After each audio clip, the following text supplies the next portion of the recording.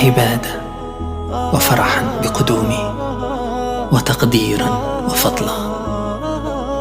اللهم بلغنا رمضان في بلادنا في سلام وصحة وأمان.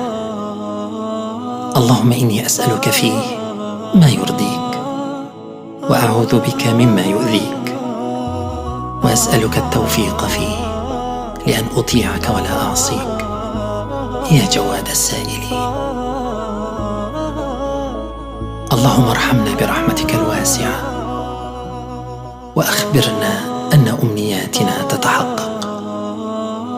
اللهم اجعل هذا الشهر وسيلة لتقربنا إليك حتى تغفر به ذنوبنا فيه. اللهم اعطنا الصبر والمثابرة في مواجهة صعوبات الحياة وتقلباتها. اللهم لا تجعله آخر العهد بنا، ولا تجعله آخر العهد من صيامنا إياه، فإن جعلته فاجعلني مرحوما ولا تجعلني محروما.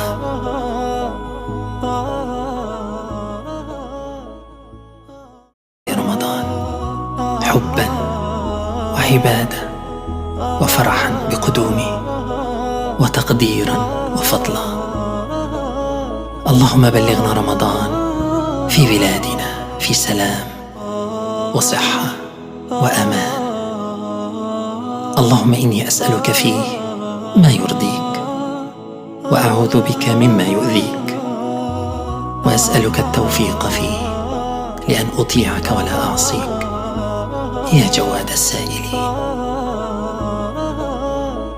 اللهم ارحمنا برحمتك الواسعة، وأخبرنا